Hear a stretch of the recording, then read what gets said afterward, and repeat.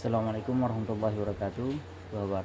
Selamat datang kembali di Darul Muflisin Channel bersama saya Muhammad Habibi.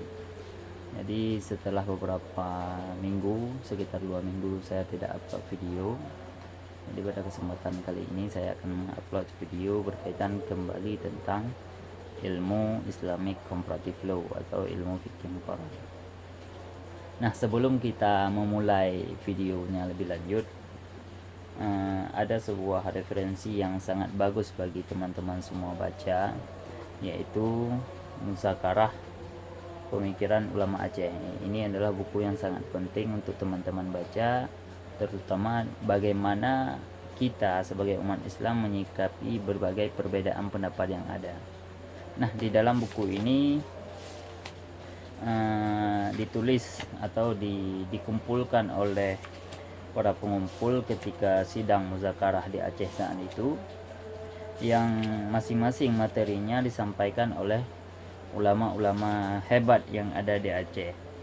Misalnya kita bisa melihat dari segi daftar isinya. Nah, saya akan menguraikan sedikit dulu tentang buku ini. Kenapa? Karena buku ini juga merupakan rujukan penting bagi saya dalam menyampaikan video-video kepada teman-teman semua. Jadi dalam buku ini terdapat beberapa isi yang sangat penting untuk dipelajari. Di antaranya yang pada bab 1 itu adalah perbedaan pendapat di kalangan ulama mazhab.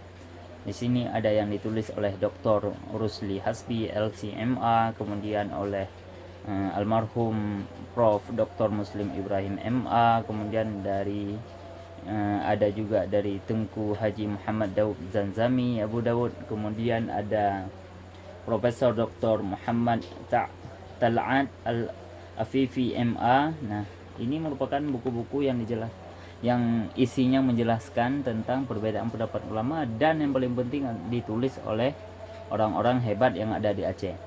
Kemudian selanjutnya ada permasalahan azan Jumat dalam pandangan ulama mazhab. Nah, di sini ditulis oleh ulama-ulama Aceh. Jadi saya sarankan kepada teman-teman semua, selain menonton video ini, juga membaca buku-buku yang penting diantaranya. Seperti ini, mungkin di perpustakaan MPU Aceh ada buku ini, atau di Nasional Islam juga ada. Jadi saya berharap kita semua membaca buku agar memiliki referensi tentang perbedaan pendapat ulama.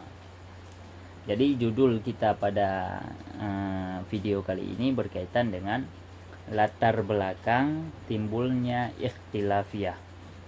Jadi perbedaan pendapat dalam ilmu fikih berasal dari persetujuan Nabi yang memberikan legitimasi kepada beberapa sahabat untuk berijtihad ketika beliau masih hidup.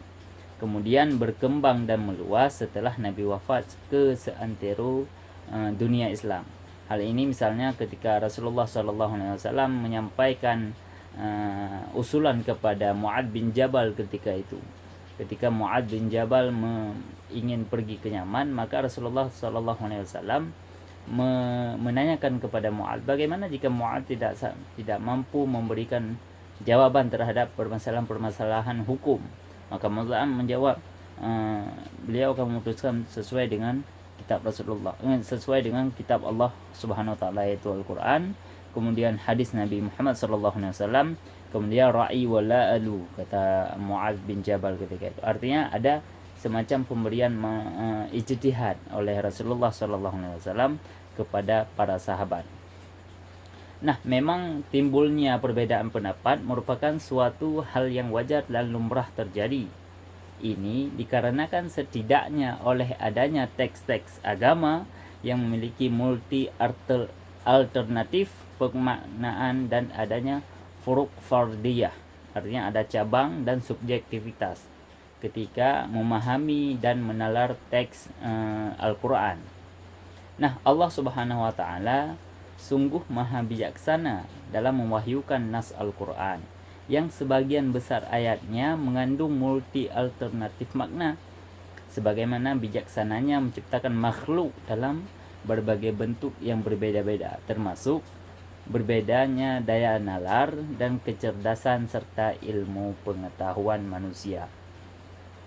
Jika kita logikakan dengan rumus matematika, maka pemahaman terhadap ayat Al-Quran ini dapat tergambarkan misalnya ayat zanni plus atau tambah daya nalar, maka akan menghasilkan pendapat yang berbeda-beda.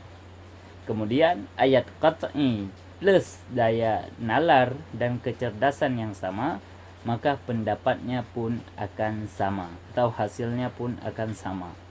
Nah, berdasarkan aksioma matematika yang telah saya jelaskan ini, dan sangat keliru misalnya ada orang memaksakan hukum Islam ke dalam satu pendapat, meskipun terkadang ide itu kelihatannya baik untuk menyatukan umat, tetapi hal ini sangat bertentangan dengan sunnah Allah Subhanahu wa taala yang berfirman, walau syaa rabbuka laja'alan nasa ummatan wahidatan wa la yazaluna mukhtalifina.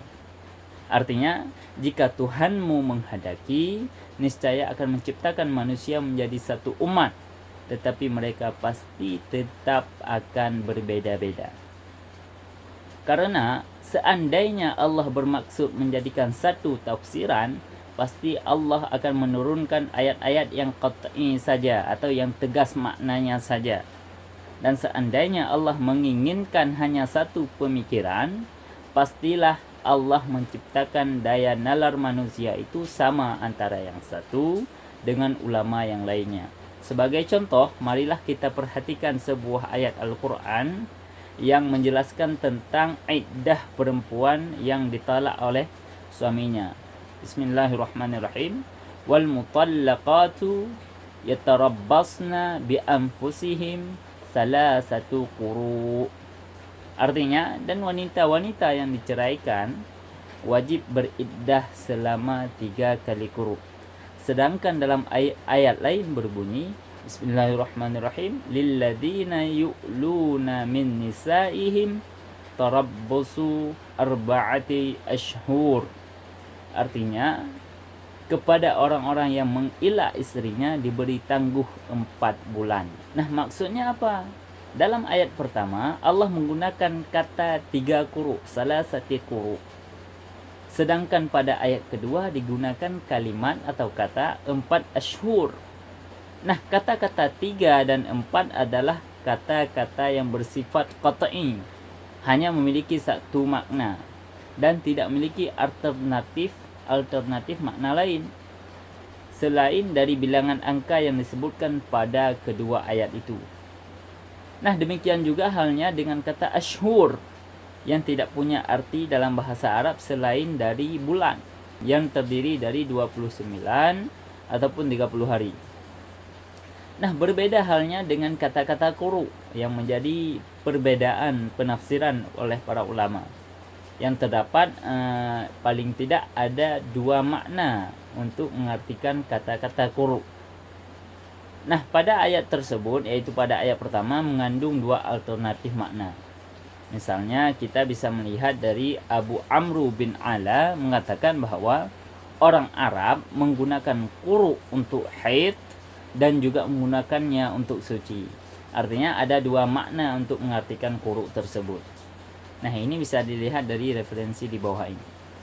Nah, atas dasar inilah ulama Kufah mengartikan quru dengan haid, menstruasi. Nah, pendapat ini sejalan dengan pendapat Umar ibn Khattab, Ali ibn Mas'ud, Abu Musa, Mujahid, Qatadah, Dahak, dan Ikrimah. Sedangkan ulama Hijaz mengartikannya dengan suci. Hal ini sesuai dengan pendapat Aisyah, Ibnu Umar, Zaid bin Sabit Al-Zuhri, dan Imam Syafi'i rahimahullahu ta'ala. Nah, seandainya Allah menghendaki kesatuan atau hanya ada satu pendapat saja yang benar, pasti Allah akan berfirman dengan redaksi salah satu haidatan. Artinya langsung disebutkan haidnya atau sucinya. Nah, seperti pada ayat kedua, yaitu menggunakan kata-kata ashhur. Nah, dengan demikian, ayat-ayat dhanniyah yang lain yang bila diteliti dengan seksama menunjukkan bahawa Allah sengaja memberikan keluasan bagi manusia untuk berbeza pendapat dalam menggali hukum-hukum syarak dari Al-Quran dan As-Sunnah. Oleh karena itu, Imam Az-Zarkashi berkata, ketahuilah bahwa Allah sengaja tidak menurunkan Al-Quran dalam bentuk qat'i dalalah, tetapi sebagian besar ayat-ayat hukumnya berbentuk dhanniyat ad-dalalah untuk menjadi kelapangan bagi para mukallaf agar mereka tidak terhimpun dalam satu mazhab saja dan tidak diikat oleh satu pendapat belaka. Nah, ringkasnya, perbedaan pendapat itu telah ada di masa sahabat, terus menjalar ke masa tabi'in, kemudian meluas pada masa tabi'in, sesuai dengan makin banyaknya permasalahan-permasalahan baru yang muncul dan belum pernah terjadi sebelumnya di masa Rasulullah SAW. Mereka telah amat berhasil memberikan beragam jawaban terhadap masalah-masalah baru tersebut. Bahkan ulama era klasik telah melewati peristiwa-peristiwa yang terjadi, sehingga mereka telah amat sukses dalam menciptakan rumusan fikih secara substantif dan terstruktur beserta sistematis. Nah, kesimpulan dari video kali ini adalah bahwa meluasnya perbedaan pendapat yang wajar dalam ilmu fikih itu adalah biasa dan amat logis. Dan memang itu dituntut oleh tabiat ilmu pengetahuan, yang salah satu cirinya adalah bersifat relatif dan tidak tertutup dari beragam kemungkinan. Demikian, semoga video ini bermanfaat. Assalamualaikum warahmatullahi wabarakatuh.